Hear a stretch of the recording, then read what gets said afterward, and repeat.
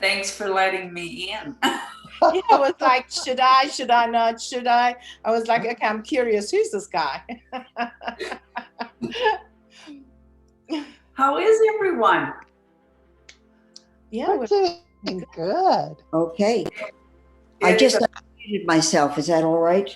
Yes. Hi, CJ. How are you? I'm good, Sherry. How are you? Oh, I'm Hey, doing good. hi, Too. hi, CJ, you're looking gorgeous. thank you, darling. Your hair's amazing. I love it. Today is my meeting after meeting after meeting after meeting Zoom day. And I decided, okay, everybody gets to see me with makeup on. Good. Well, we're lucky. Yeah. Bless you. And that's Kathy. Yeah, I'm Kathy. Hi, and I'm CJ. Mark? Or are you using Mark's computer? I'm using Mark's computer. Well, you know, nowadays, I love, we have a puppy. She is named Murray. Oh, well, I like perfect. the name, you know? Well, you came in a little late, CJ, but it was sort of funny because Anne said to me, Sherry, did you invite a Mark to come in on the show? And I said, well, no, I didn't. So I'm not sure. So we were sort of hesitant about letting that person in. Oh, I was like, okay, let's see who this Mark guy is. Trying to sneak in amongst the women. Hi, Carol. Welcome. Hi, Arlene.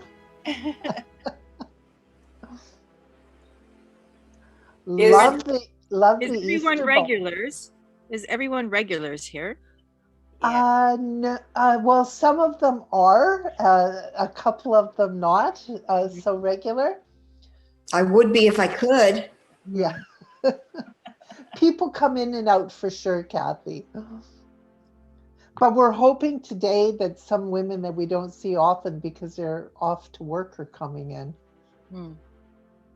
Is this a new Kome? Is that how you say it? Outfit? It looks like her work.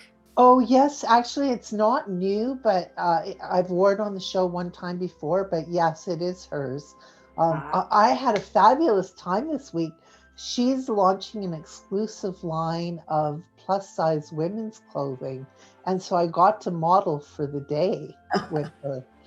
And let me tell you, you think, oh, modeling is easy. I was exhausted by the end of the day. We did 100 outfits and it was constant. So I think models deserve that big money that you often hear they get. Well, you got to show us the pictures sometime, Sherry, on the show. Yeah, We got to she's see. I will. She's launching the line at the end of April, so then I'll share. We'll share them out or have her come on the show and talk about it a little bit. That's great. Good. So now we have. You know, there's something to be said, though, about Hi, Gina. designating a model a plus size model.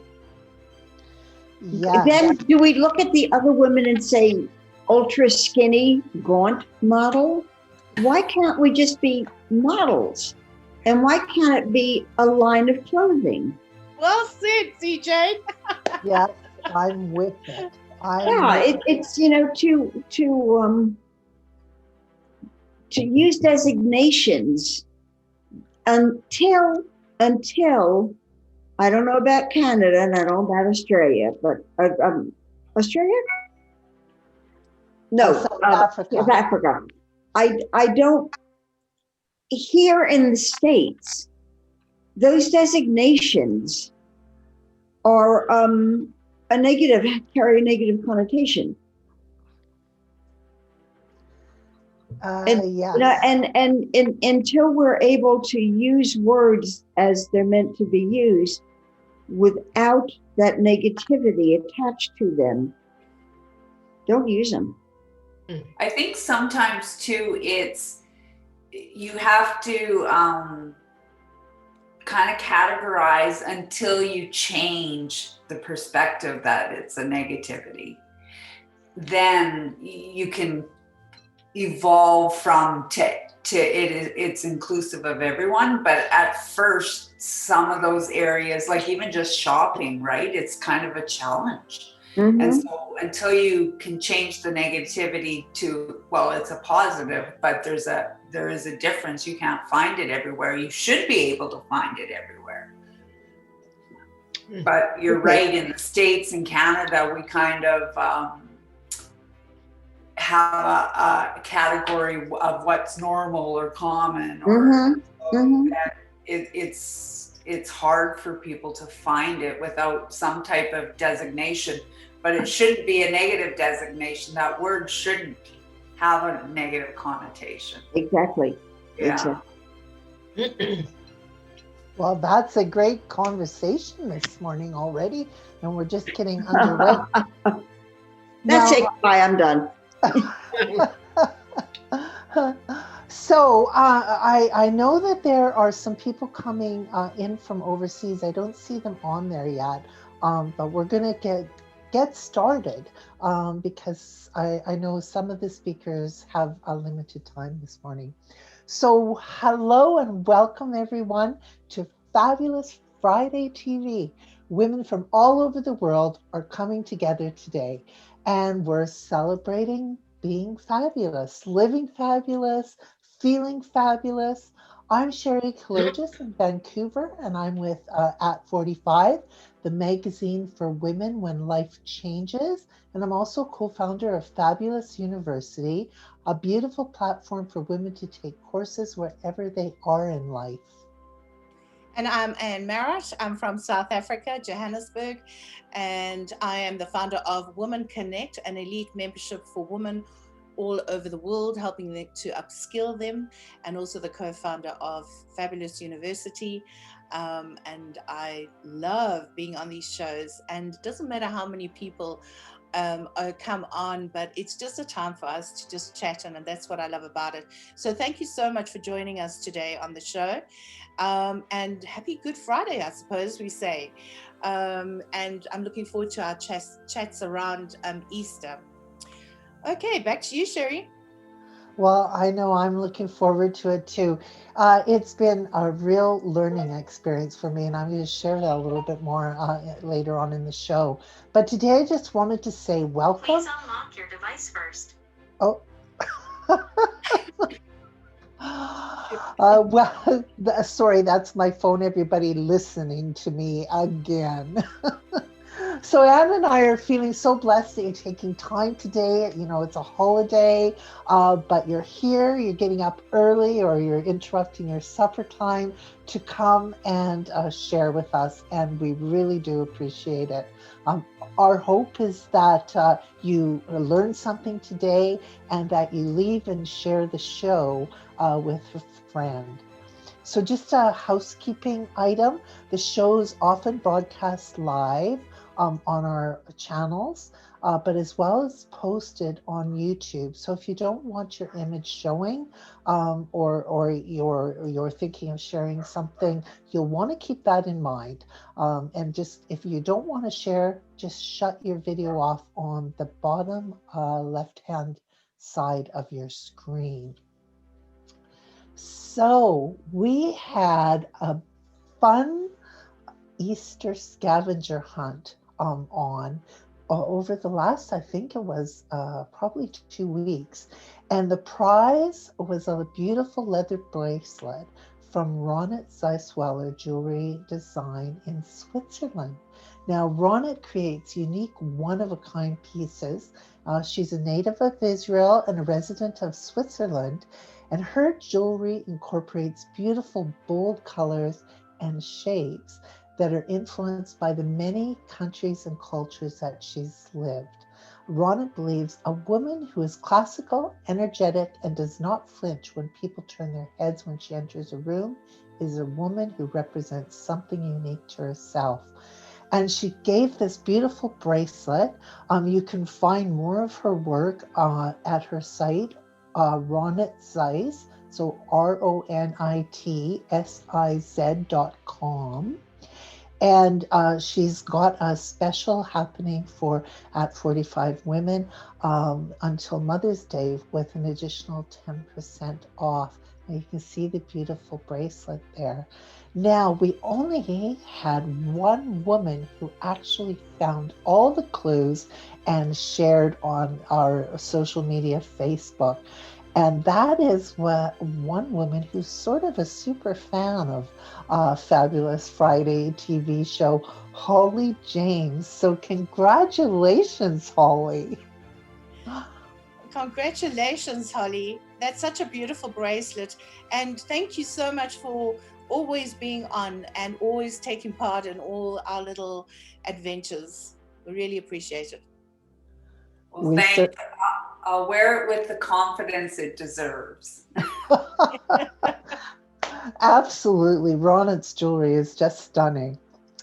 So this week is Good Friday, and we are celebrating customs, celebrations, and sharing family traditions from around the world, centered around Easter.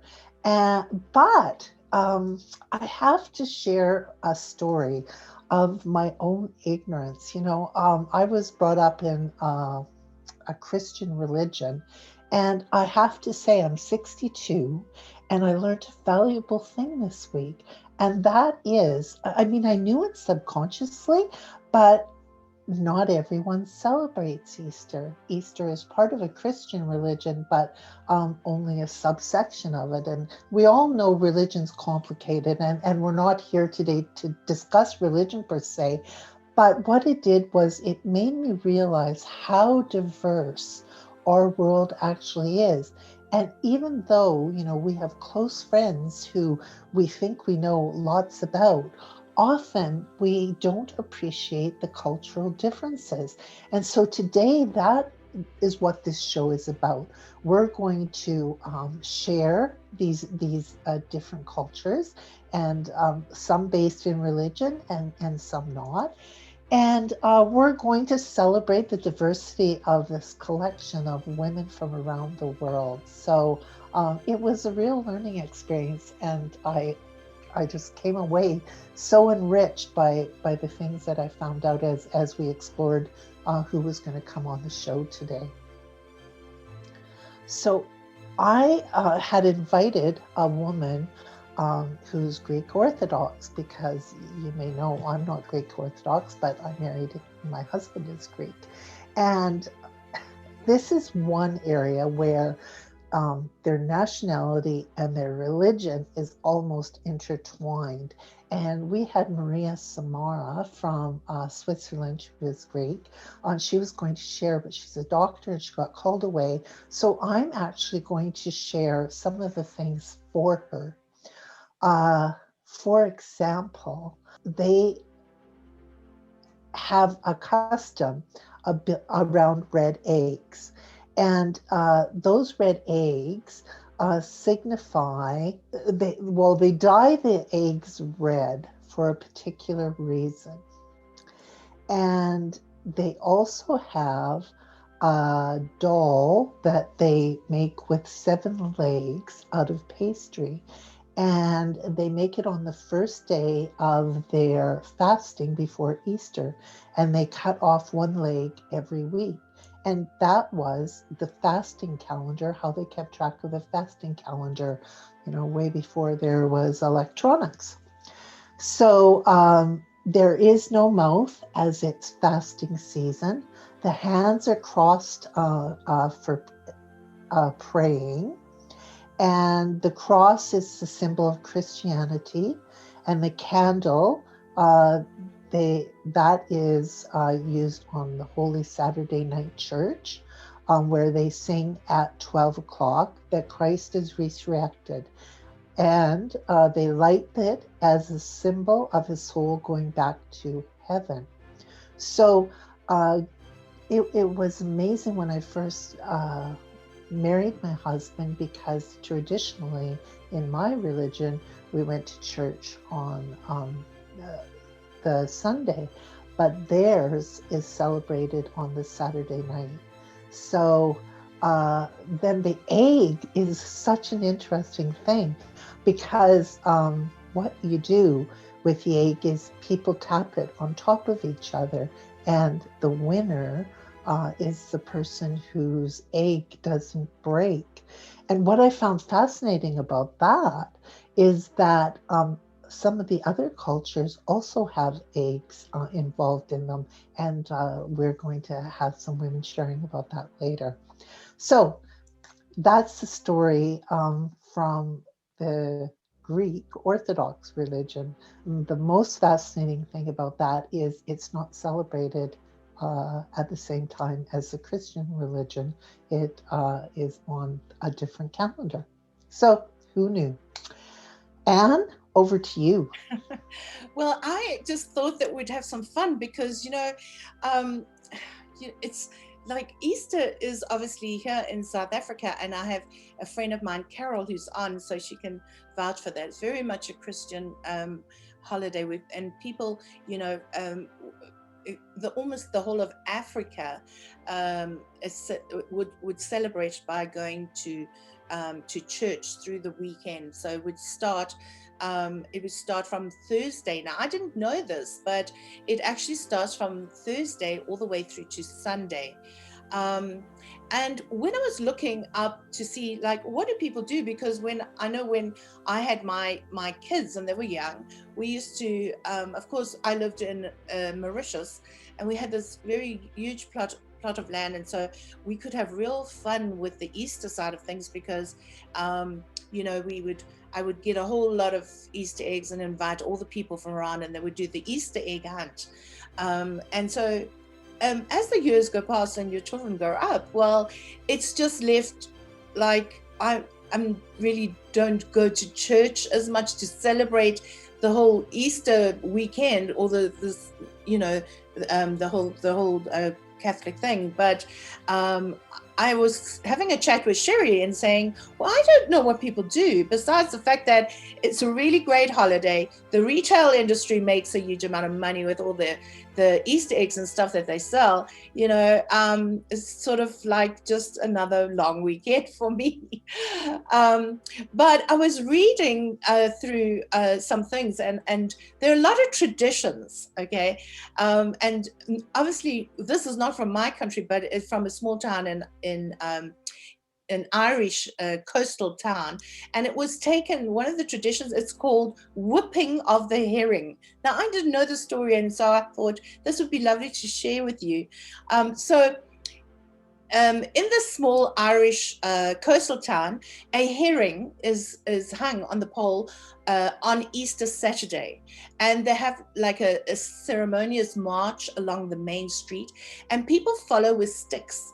And they beat the bejesus out of this innocent fish, whilst onlookers, they mock and they cheer, and it's just like almost like a festival. And then when a bridge or a quarry is reached, the battered herring is flung into the water, and everybody laughs and they're happy. And then they replace it with this poor destroyed fish with a quarter of lamb. And it's festooned in brightly colored ribbons, and it's hung on the pole, and they march all the way back again, and they sing and they dance. So it's like a little festive thing. So I thought, that's utterly weird, but totally natural for this procession. Normally is organized by the butchers, who are normally bitter about the fact that there are 40 days of Lenten, of Lenten fast, and also the rejoicing crowds are so they're thoroughly sick of eating fish, and so they're thrilled at the prospect of meat on the table the following day. So that I found very interesting because I didn't know that, and it's actually taken from the book called Whipping of the Heron. So it's a whole big story, but that's just a sort of snippet of that whole tradition that they have, because a lot of people eat fish on Fridays, but there is another part to that, which was, the question itself was like, why do people eat fish on Fridays? And so I looked it up, and I got I'm just trying to find it here. It was I can't seem to find the little thing that I had about it, but it was mostly because, you know, it went back to the time of Jesus. Of course, all his followers were fishermen, and also over this period, so they just decided that they would eat fish, and up to the Friday, which was Good Friday, and then on the Saturday they would go back to eating, you know, meat. So I found that very interesting, because I didn't know all of that stuff. You know, you sort of just carry on living your life. Your kids are out of the house, and you don't really. It's Easter is not a big thing. In fact, the other day I was so I was wondering why our gardener was not around or not to be seen, and I put a message out on our group that we have of the people that stay in the complex that I live in, and I said, well, what's happened to Ishmael? And they were like, oh, honestly, Anne, today's a holiday. Oh, I didn't even know it was a holiday. So yeah, so it was interesting to find out these little facts. So just through the show, I got some questions that were asked about Easter, like, what does the Easter bunny have to do with Jesus? Okay, and so I'm going to give you some answers and some questions and answers as we go through. But to answer that one, the rabbit, of course, is an animal that has very high reproduction rate, and spring also symbolizes new life and rebirth, and eggs were an ancient symbol of fertility, and according to history.com, and the Easter egg represents Jesus's resurrection. And the first Easter Bunny legend was documented in the 1500s. So yeah, this little exercise for our TV show really did me good, because I found out the answers to some things, and I just wanted to share that with you. Oh, that's fascinating, Anne. Who knew? I mean, I'm just amazed by that. So thank you for checking into that and sharing that story. Yeah. Next up, we're having CJ Golden share on spring. And CJ, just tell everybody where you are when you come in. You muted me. Oh, sorry. Is that Joe? My husband would like to be able to do it that easily, but we're not going to teach him how. So I'm CJ Golden. I am here in Connecticut in the US. And it's interesting because Sherry had sent me this very sweet text message. You know, will I be able to hop on the show this week? Because we're discussing Easter, and she'd like very much to know how I, as a Jew, celebrate Easter, and you know what my traditions are. And I said, I don't, because in Judaism we don't celebrate Easter. Not that we don't recognize Jesus for who he was as a great man and teacher, but our Passover is the spring holiday that somewhat coincides with the date of Easter. Not always, but close. Passover is the time that we celebrate, and we celebrate for 8 days. We celebrate God showing Moses how to lead the Jews out of slavery in Egypt, way back when. And the first ritual of Passover is our Seder, which is the first meal. Our holidays start and end at sundown. So rather than waking up Sunday morning and saying, it's Passover right now, Saturday night is when Passover started this week. And what's very interesting is that the Seder, or the ritual meal, is now what is known in the Christian world as the Last Supper. Jesus and his followers were attending a Seder. which is now the Last Supper. And that has a lot to do with why the holidays fall together. It's called Passover because there were plagues that were visited by God upon the Egyptians who refused to let the Jews go to their freedom. The final plague was a slaying of the firstborn of the Egyptian families. The Jews were told to put lamb's blood on as an X on their doors, so the angel of death would pass over the Jewish homes.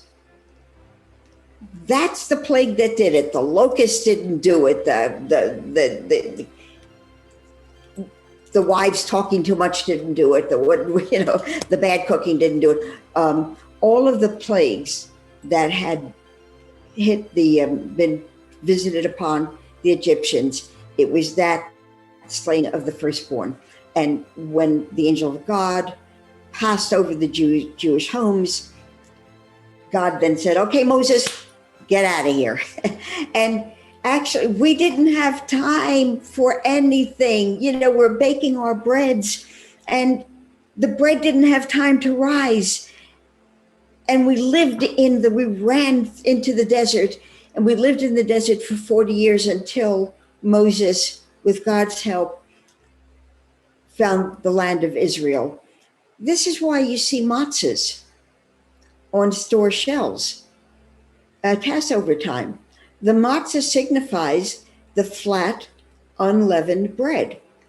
And this is why we don't eat leavened bread. We don't eat bread, we don't eat rolls, we don't eat cakes, we don't eat pizza for the 8 days of Passover. This is the story where the Red Sea parted when the Jews fled Egypt and they had to get through the Red Sea, and the Egyptians were behind them chasing, and God parted the Red Sea. We ran through, the Egyptians followed, and the seas closed in on them.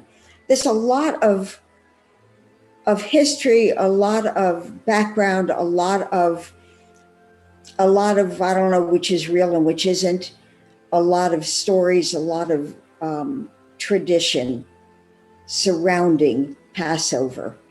And, Sherry, you mentioned the term culture.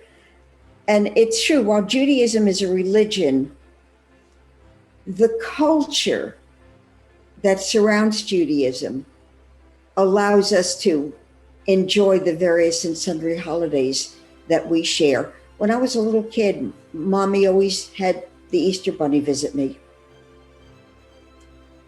We didn't know that there was a religious reason behind the Easter Bunny, but it was just a springtime thing. I never did it for my kids, but you asked me, Sherry, how I celebrated Easter. That was it. As a little kid, running downstairs and seeing this huge Easter basket on top of the piano. But for us now, it's Passover. Well, thank you so much for sharing that, CJ, because like I said earlier, it's just amazing all the history that backs these different cultural activities that we're not aware of. And that's why this show I thought was so important, because it actually gives us a glimpse into some of the other reasons why there are celebrations. So thank you so much. And CJ, do you just want to share quickly about your Caregivers Bakery? Oh, sure. I am a writer, and my books are normally centered around women and teaching them Taoism and acceptance of the next. But my last book was called One Petal at a Time, and it chronicled my becoming a caregiver to my husband, Joe, who suffered, because of his cancer, suffered strokes in 2016. The Caregivers Bakery is a podcast that I co-host, and it's every Thursday, 1:00 Eastern time, so that'll be 10:00 Canadian time, and who knows when it would be in South Africa.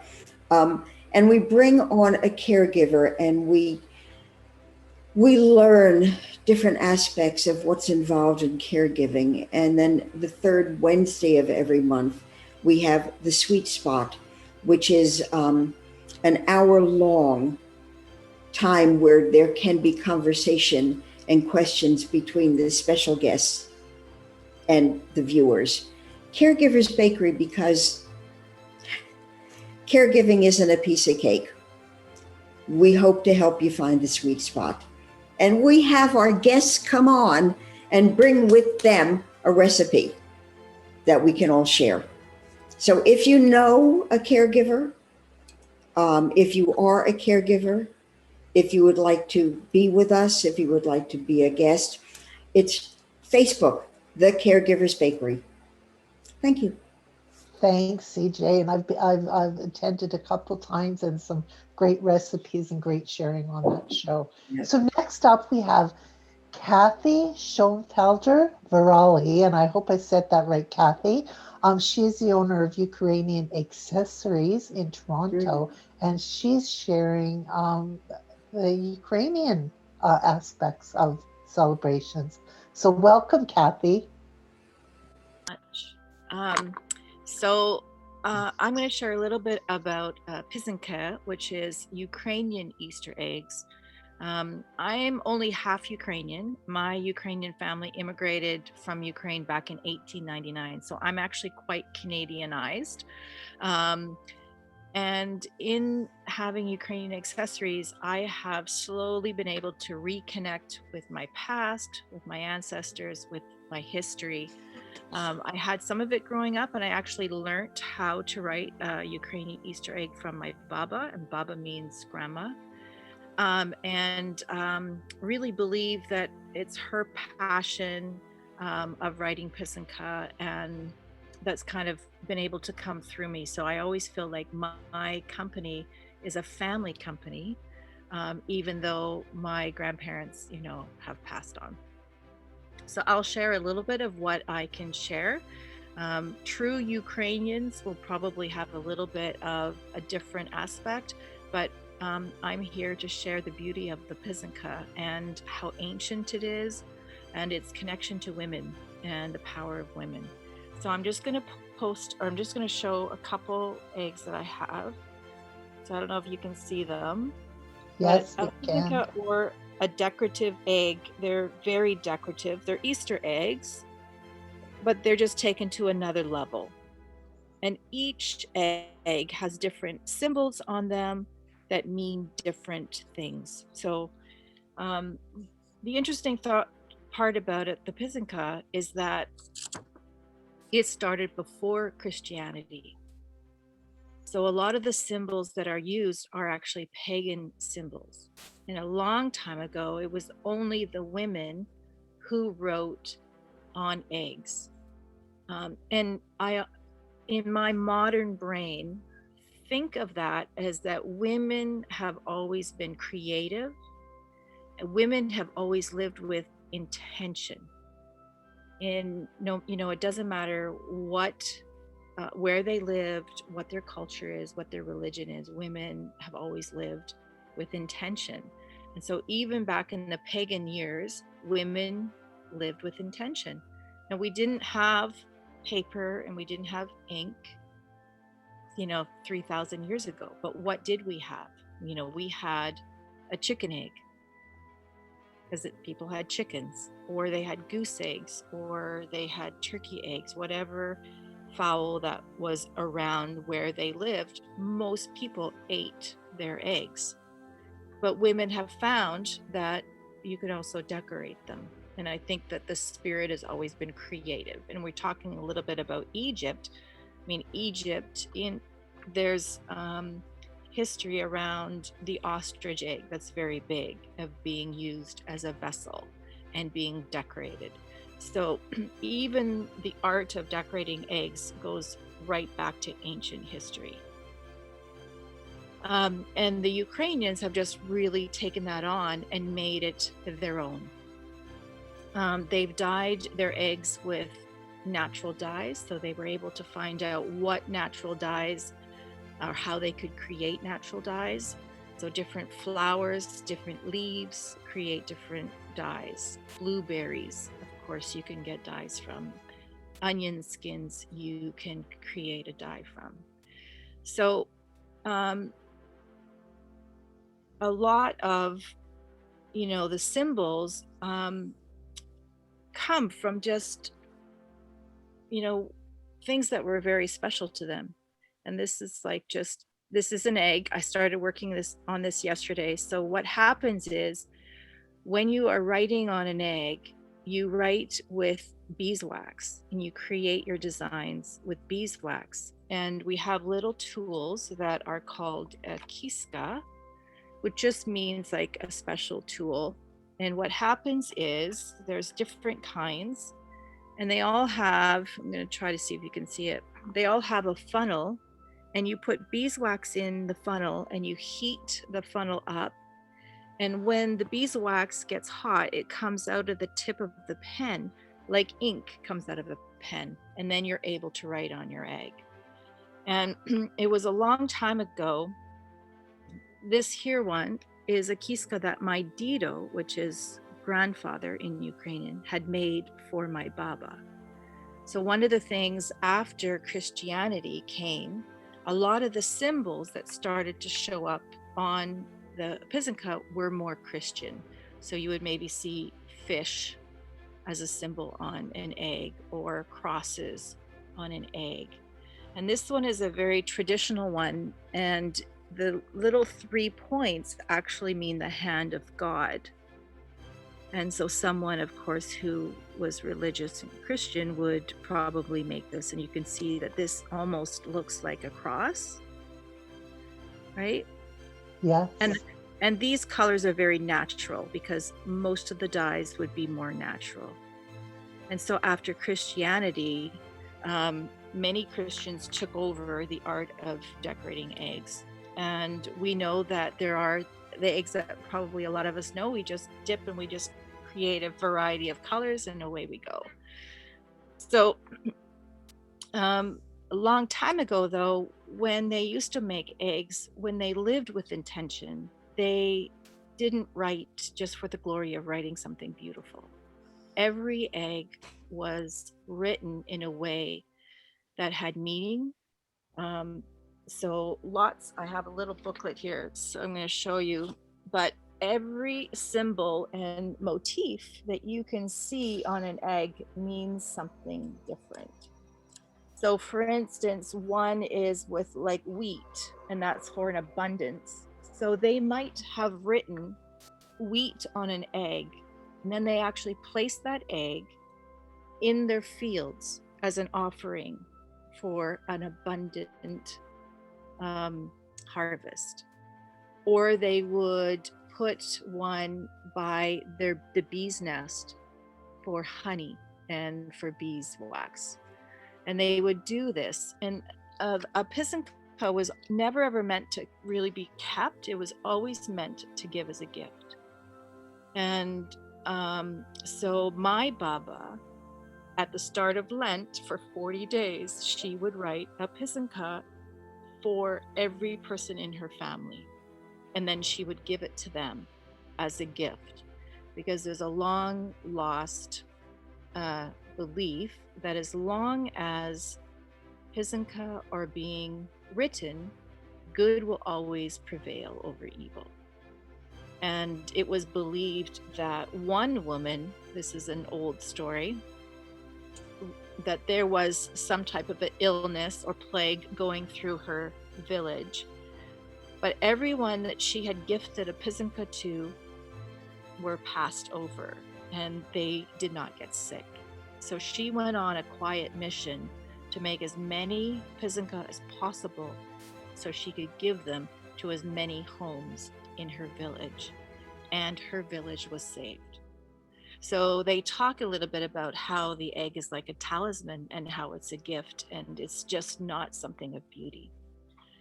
So they were always meant and written with purpose.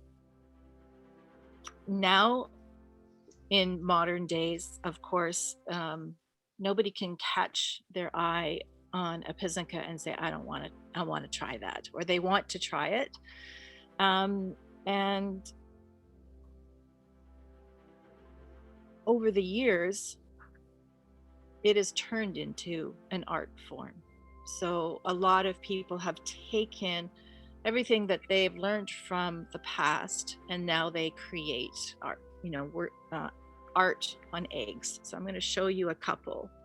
So this one here is a beautiful design. Now, all of these are designed with an egg with beeswax. And what happens is it's a batik technique. So when you put your egg in a yellow dye, whatever you cover with wax will protect that yellow dye, and that will always stay yellow. And then you put it into an orange dye, and when it comes out, you take your kiska, and wherever you put wax, it will protect that orange dye, and you can progress through different colors. So this lady, her name is Lori Popow. She lives in the United States. She's not Ukrainian, but her husband is. And so she writes amazing works of art on eggs, and she's got a YouTube channel. Well, that's fascinating. Yeah, this one is from a Canadian in Nova Scotia. Her name is Sojo. She's not Ukrainian either, but she's very artistic. And you can just see that her work is amazing.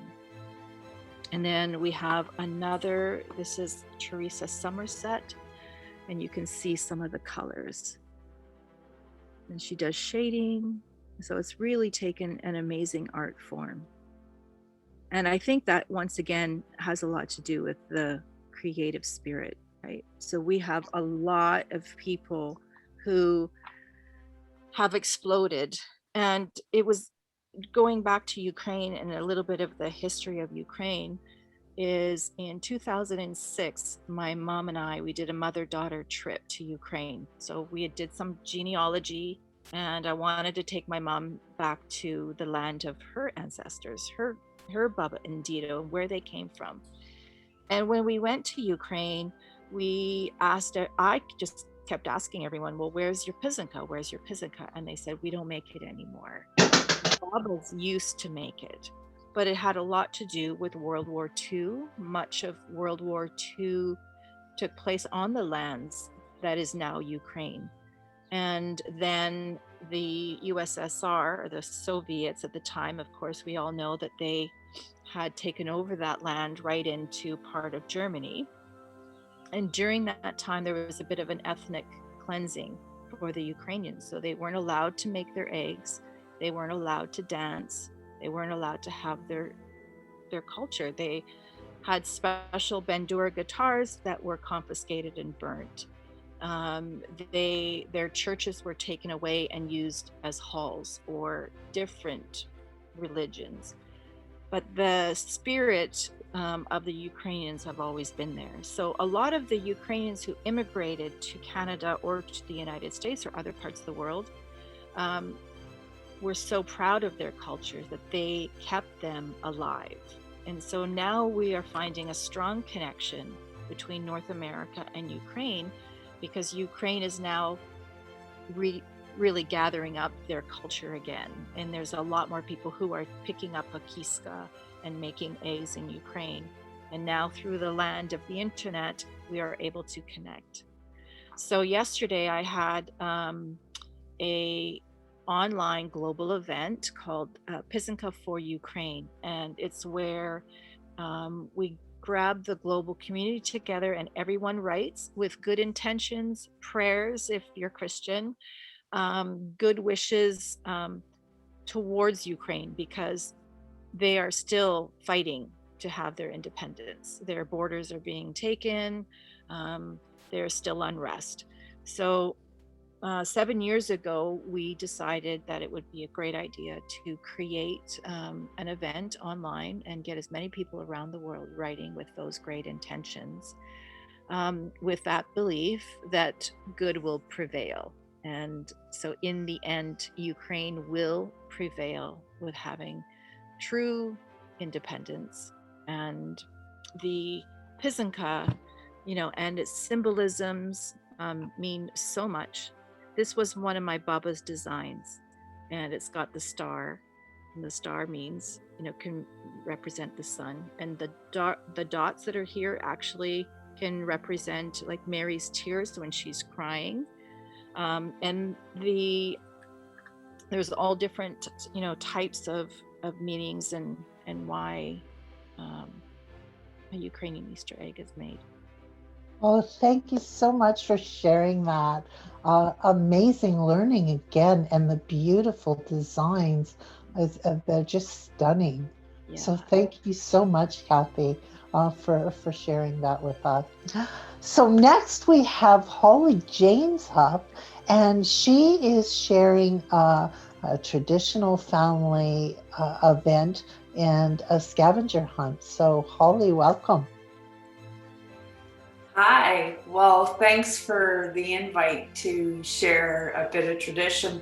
I love the diversity that's coming across on how they celebrate spring, or some of the stages in their religions, beliefs, or traditions. So mine comes purely from a fun point of aspect, although I didn't know the little tidbit of information regarding the Easter egg and the bunny. I always thought, how are they related? So thanks for that information, Anne.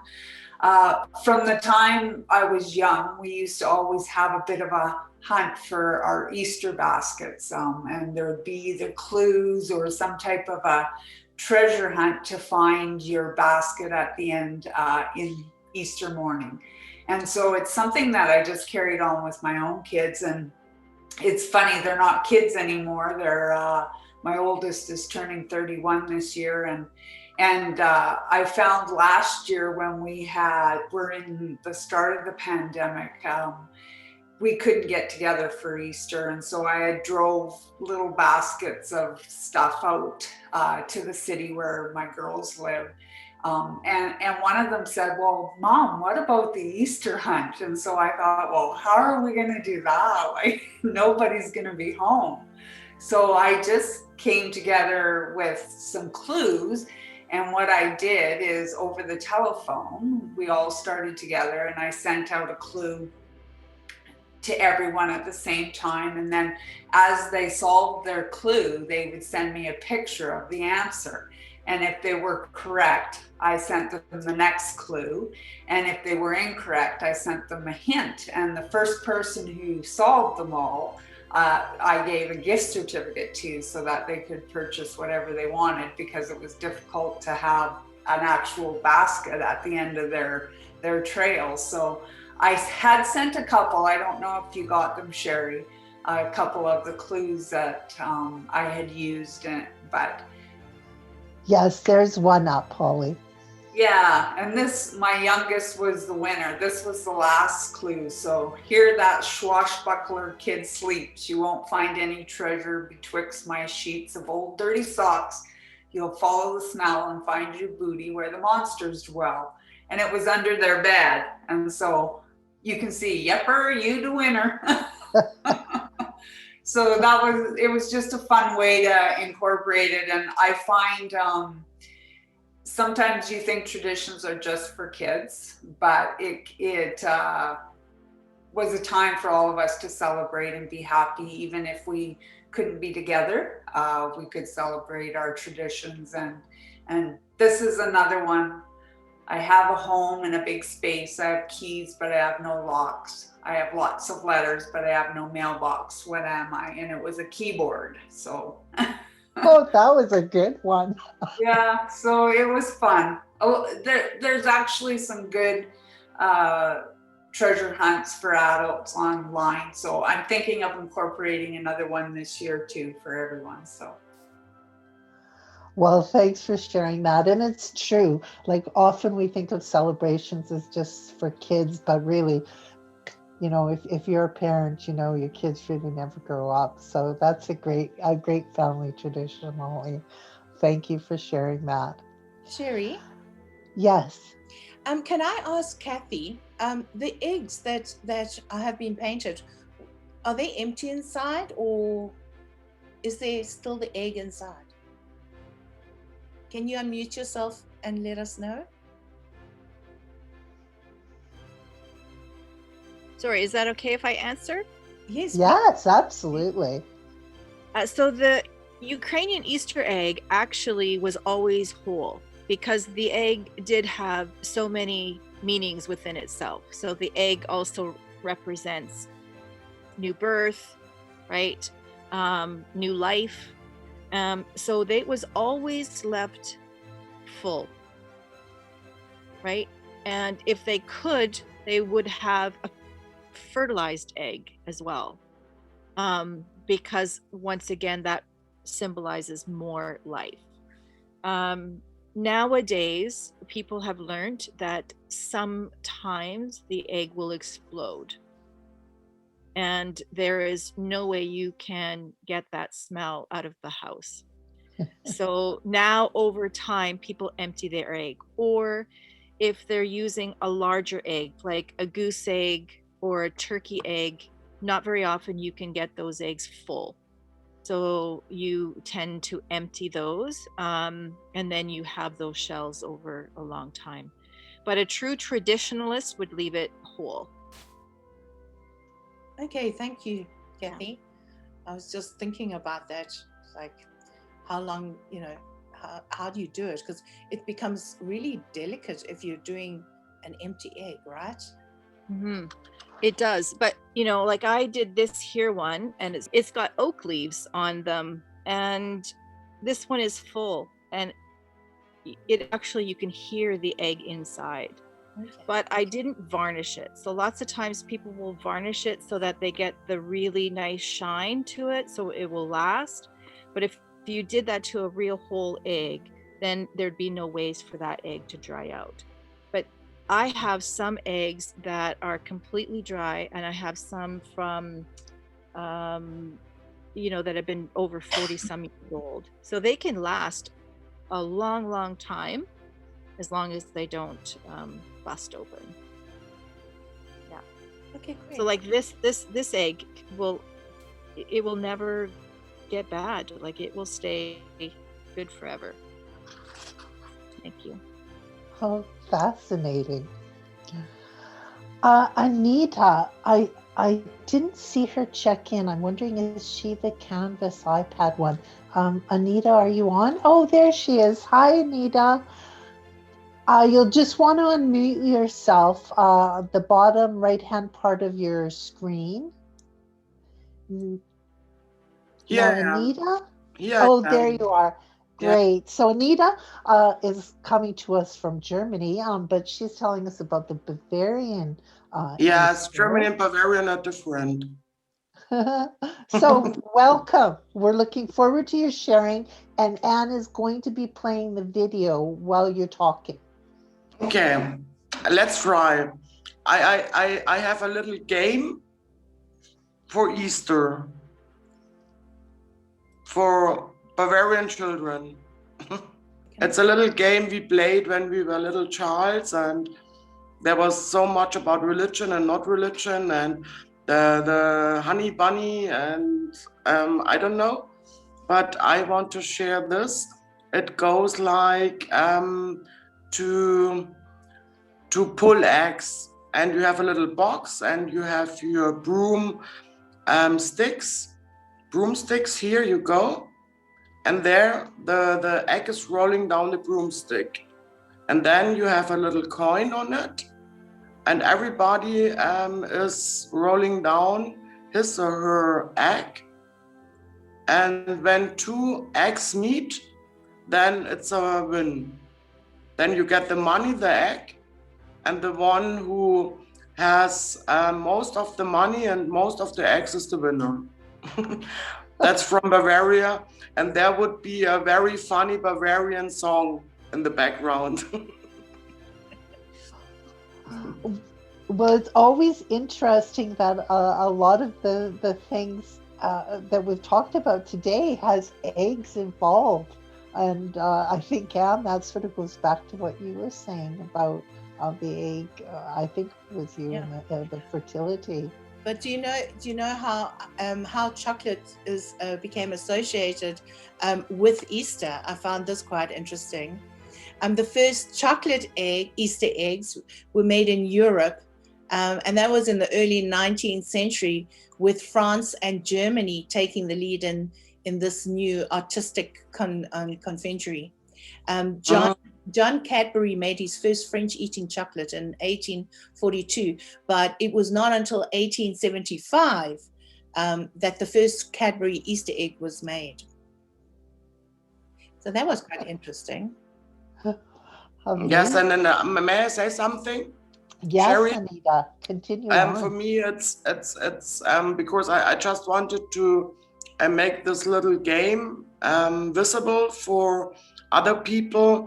That I also thought about what is Easter for us, you know, and I was really very how you say in English, I was impressed by the Jewish woman who told about the Jewish traditions and from the Ukraine. And I think that many people have this Christianized thing on their mind. But in former times, it was not religion. It was not religious. The Easter, it was just the beginning of spring.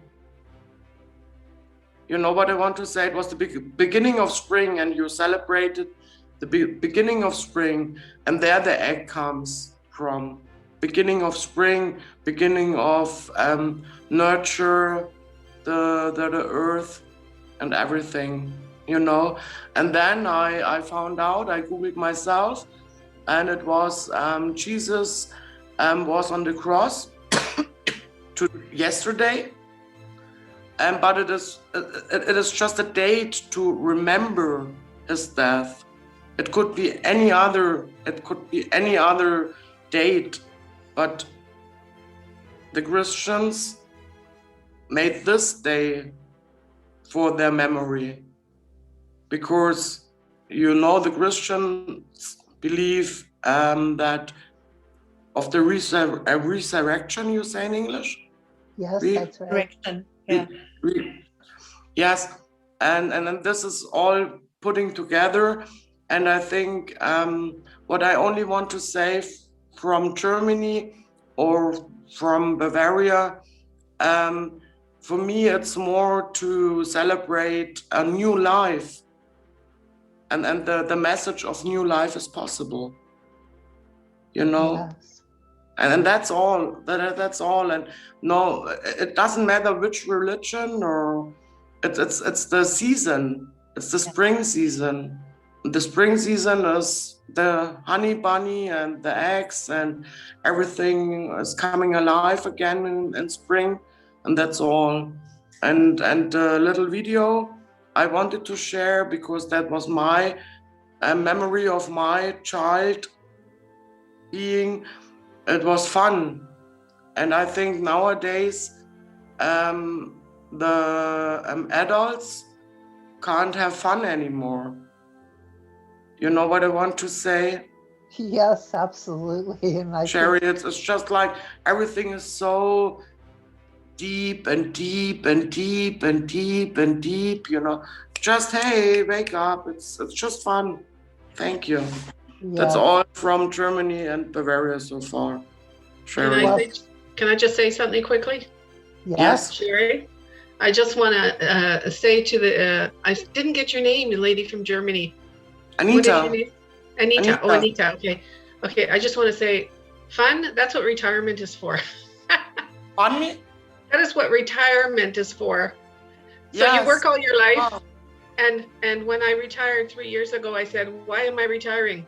To play, to have fun. So wow, it's for retirement. That's so something great. positive today. And your hat is so lovely. Well, you know, I'm the only one wearing an Easter bonnet. Wow, great.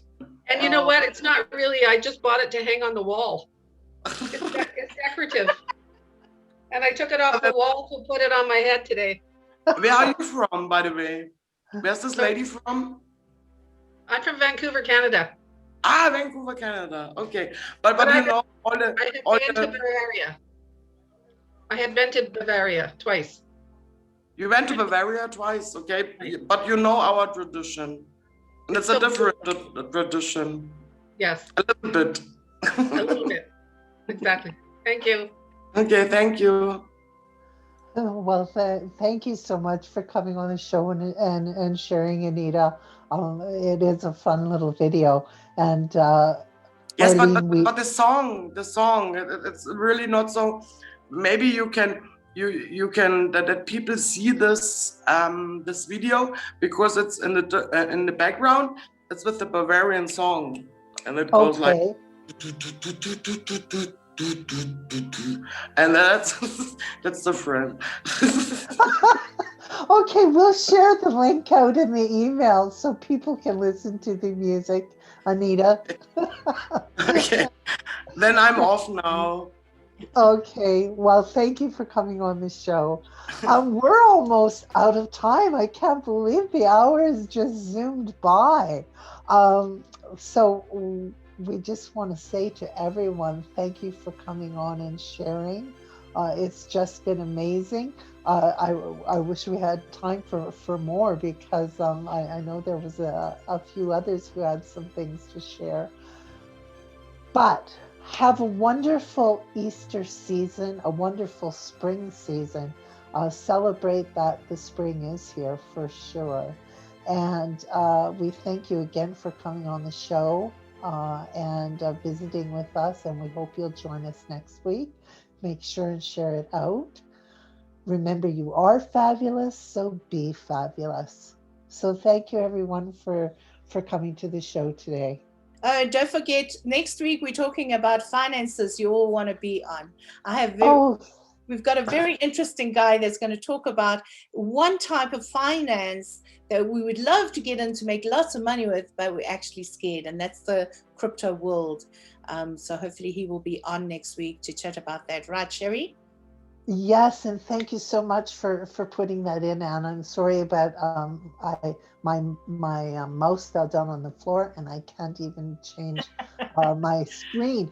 And we also have another woman who is fascinating, who's in the world of finance, and she's going to be talking about women and their wealth. So I think after health, wealth is the number one concern that women have as we age, making sure we have enough money to do what we want with, and being able to grow it if we can. So make sure and attend next week. Same time, same place. Okay, thanks. Bye.